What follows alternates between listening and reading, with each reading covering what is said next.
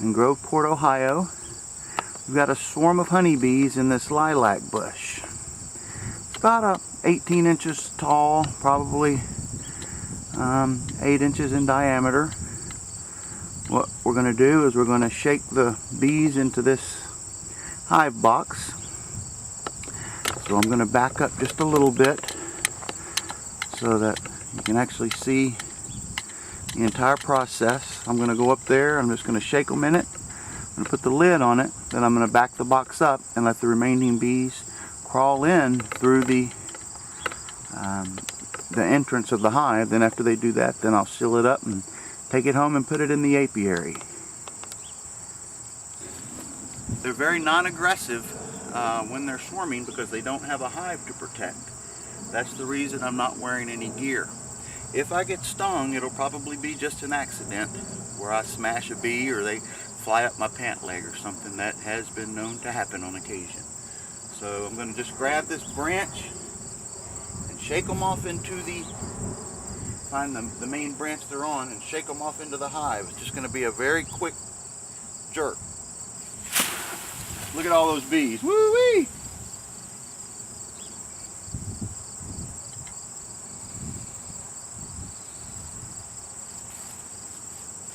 Still a few bees, so I'm going to give her another jerk.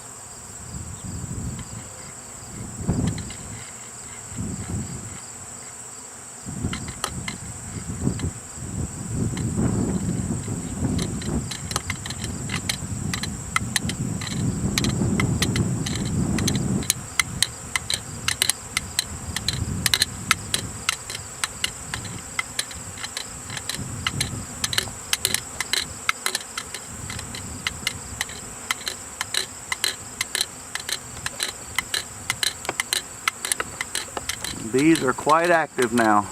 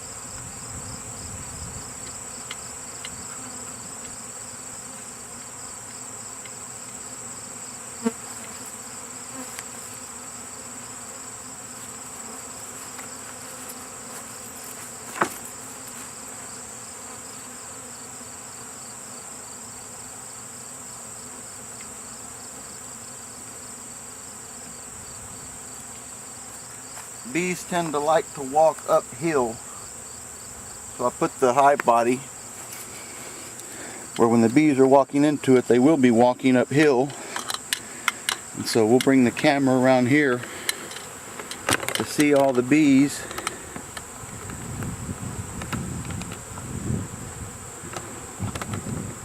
Look right there on the ground.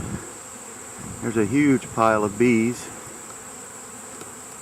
Also there at the entrance of the hive. What I'm going to do here in a moment, I'm going to try to scrape those bees right there into the hive so I can put the lid on it. And when I put the lid on it, then the bees will begin to start walking into the hive there.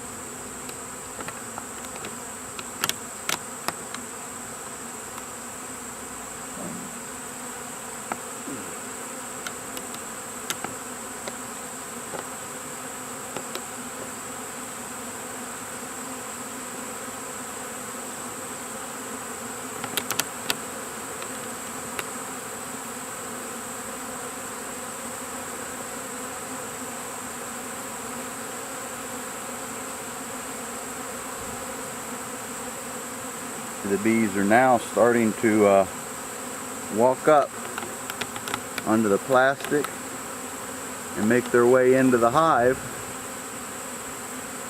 And look at them. You see them right there.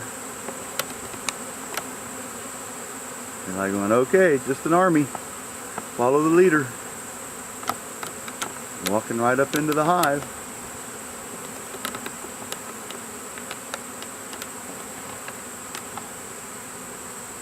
Home sweet home.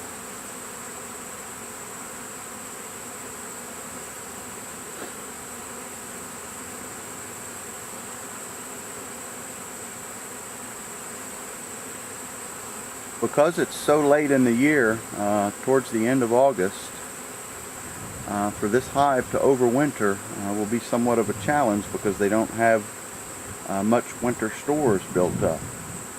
There's two reasons for capturing a hive this late in the year. The first is you allow the bees to draw out honeycomb for you, where if they die, at least you have a hive full of honeycomb, so the next time you catch a swarm or want to expand a hive, they can begin reproducing immediately instead of having to draw out honeycomb.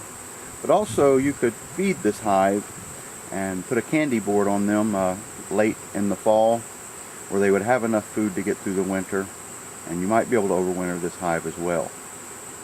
So we'll just see how it goes and see what happens. Look at the pile of bees that once was and how small it is. You just got that little bitty cluster right there. So I'm going to back it out a little bit and leave the camera on, and I'm going to go up and see if I see the queen walking in.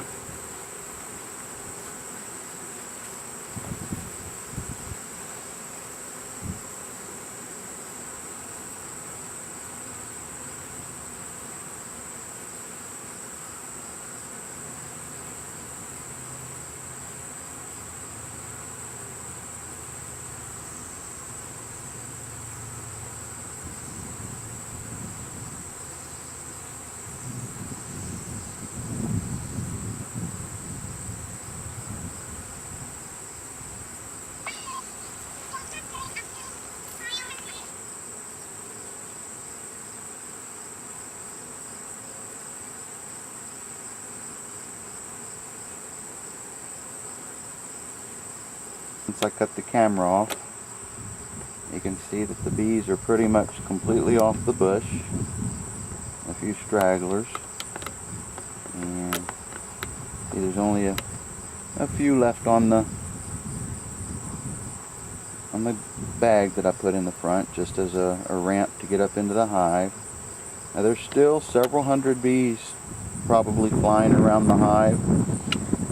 There's no telling how many scout bees are out looking for a new home for this swarm. So when they return, the queen's pheromones are still going to be on this bush, so they're probably going to come back and form another ball of bees, maybe the size of a softball.